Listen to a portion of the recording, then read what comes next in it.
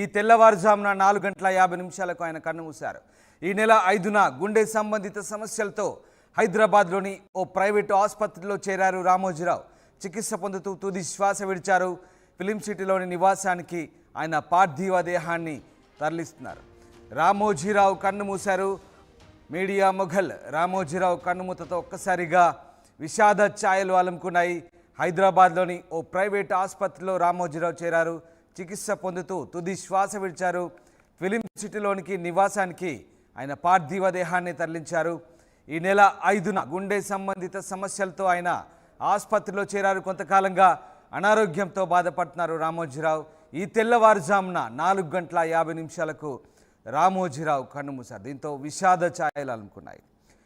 మా ప్రతినిధి కృష్ణమోహన్ జాయిన్ అవుతున్నారు. కృష్ణమోహన్, రామోజీరావు కన్నుమూశారు. ఎంతోమందికి మీడియా ద్వారా ఉపాధి కల్పించి ఆదర్శంగా నిలిచినటువంటి రామోజీరావు కన్నుమూయడం నిజంగా ఒక రకంగా విషాదమనే చెప్పాలి. రామోజీరావు ఎలాంటి ఆరోగ్య సమస్యలతో బాధపడ్డారు? ఆయన ఎన్ని గంటలకు సరిగ్గా మృతి చెందారు? మొత్తం మీద అయితే కృష్ణా జిల్లా, బేసిక్ గా ఆంధ్ర ప్రాంతానికి సంబంధించిన కృష్ణా జిల్లా పామరు నియోజకవర్గంలోని కటపారుపూడి గ్రామానికి అక్కడ జన్మించిన రామోజీరావు ఈ రోజు ఉదయం 4:50 ఆయన కేర్ హాస్పిటల్లో మృతి చెందిన పరిస్థితి అయితే ఉంది.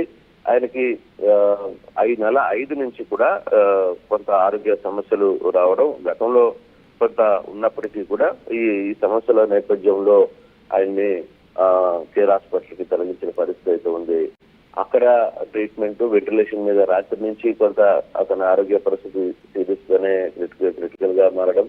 సో రాత్రి కూడా వైద్యులు పూర్తి స్థాయిలో అతన్ని కాపాడే ప్రయత్నం చేసినప్పటికీ కూడా అది చివరికి వర్కౌట్ కాలేదు. దీంతో ఆయన తెల్లవారుజామున 4:30 తన తుది శ్వాసను విడవాల్సిన పరిస్థితి అయితే వచ్చింది.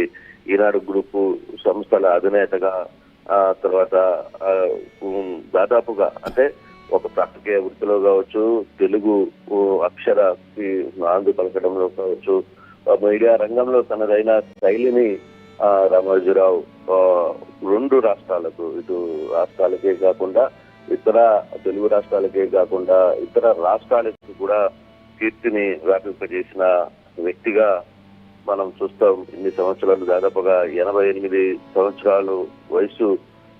ఇప్పుడు వయసు వరకు ఆయన యాక్టివ్ గానే ఉంటూ వచ్చారు. ఇటీవల కాలంలో కొంత ఆరోగ్య సమస్యలు అతన్ని చుట్టుముట్టాయి.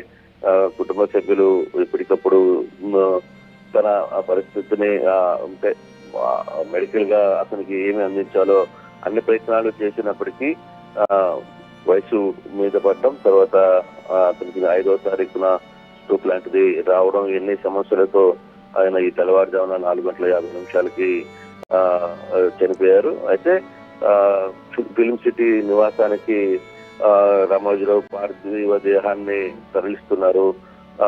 బహుశా మొత్తం అంటే ఇప్పటికే రాజకీయ పరిణామాలు, తర్వాత ఇతర వ్యవహారాలన్నీ కూడా మారిన నేపథ్యంలో ఎప్పుడు అంత్యక్రియలు ఉంటాయి అనేది మాత్రం ఇంకా పూర్తిగా రావాల్సిన పరిస్థితి అయితే ఉంది.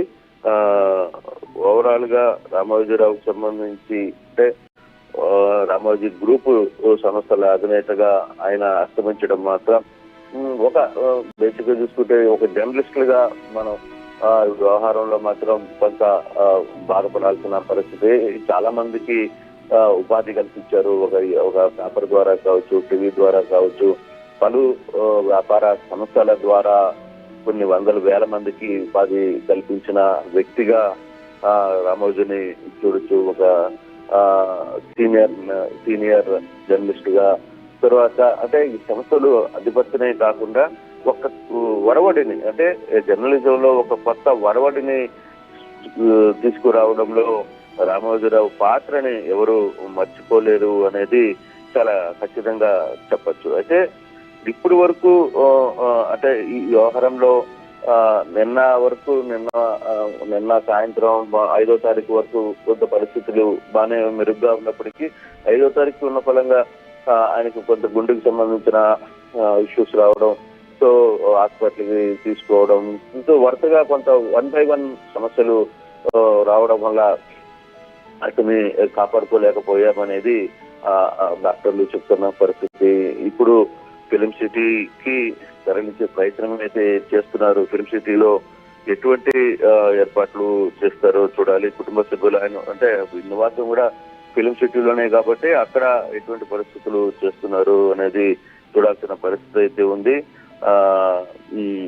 అంటే ఇప్పటికీ రామోజీ ఫిలిం సిటీకి బాడీని తరలించున్న ప్రయత్నం అయితే రామోజీకి జరుగుతోంది. ముఖ్యంగా ఏపీతో చాలా అనుబంధం ఉంది. ఎందుకంటే ఆయన కృష్ణా జిల్లా కావచ్చు, మిగతా ప్రాంతాల్లో ఆయన అక్కడి నుంచే ఎదిగిన వ్యక్తి. అలాగే అతిపెద్ద మీడియా సామ్రాజ్యాన్ని స్థాపించారు. అంతేకాదు ప్రపంచంలోనే అత్యద్భుతమైనటువంటి ఒక ఫిలిం సిటీని, ఒక గొప్ప ఫిలిం సిటీని ఆయన స్థాపించిన పరిస్థితి. అంతేకాదు విద్యా, వ్యాపారం, రకరకాల వ్యాపారాల్లో అలాగే మీడియాలో అతి పెద్ద స్థాయికి, అత్యున్నత స్థాయికి ఎదిగిన వ్యక్తిగా మనం చూడాల్సి ఉంటుంది. సో ఈ రకంగా వేలాది మందికి ఉపాధి కల్పించిన వ్యక్తి రామోజీరావు. ఒక రకంగా బహుముఖ ప్రజ్ఞాశాలిగానే మనం ఆయన్ను కొనియాడవచ్చా? డెఫినెట్ గా రామోజీరావు గురించి ఎంత ఎక్కువగా మనం అంటే మన జర్నలిజం, మన కెరీర్, తర్వాత ఇప్పుడున్న పరిస్థితులు ఇవన్నిటికీ మార్పుకి ఈ అక్షర యోధుడికి మాత్రమే సాధ్యమైంది అనేది మనం చెప్పచ్చు. అంటే కొత్త ఒరవడిని తీసుకురావడంలో రామోజీరావు చేసిన ప్రయోగాలు అనేకం, జర్నలిజంలో కావచ్చు, లేకపోతే వ్యాపారాల్లో కావచ్చు, లేకపోతే ఇతర సంస్థలు. అయితే తను అనుకున్న పనిని సాధించడంలో మాత్రం రామోజీరావుకి ఎటువంటి ఎంత దూరానికైనా వెళ్ళగలడు, ఎంత దూరమైనా వెళ్తాడు అనే దానికి ఒక నిదర్శనంగా ఎన్నో సంఘటనలు మన కళ్ళ ముందు జరిగిన సంఘటనలను కూడా రామోజీరావు వ్యవహారంలో చూడొచ్చు. రామోజీరావు సమాజానికి నిజంగానే తర్వాత జర్నలిజానికి ఒక తీరని లోటుగానే చూడాలి. వేలాది లక్షలాది మంది జీవనోపాధి కల్పించాడు. అలాగే దశ చూపించిన ఒక మార్గదర్శి అని కూడా మనం చెప్పడానికి ఎటువంటి అతిశయోక్తి లేదు. అయితే వయసు కొంత ఇబ్బంది పెట్టింది. ఎవరికైనా ఒక పరిధి వరకే తన జీవితకాలం ఉండే పరిస్థితి అయితే ఉంటుంది. కానీ రామోజీరావు 88 సంవత్సరాలు వరకు అయితే ఇప్పుడే ఈ మరణ వార్తని జీర్ణించుకోలేక చాలా మంది సీనియర్ జర్నలిస్టులు కూడా రియాక్ట్ అవుతున్న పరిస్థితి అయితే ఉంది. ఆయనతో కలిసి పనిచేసిన కొన్ని క్షణాలని ఒక్కొక్కరు రిమెంబర్ చేసుకుంటున్న పరిస్థితి అయితే చాలా కనపడుతోంది. అంటే ఒక ఎర క్లోజ్ అయింది అని చెప్పాలి.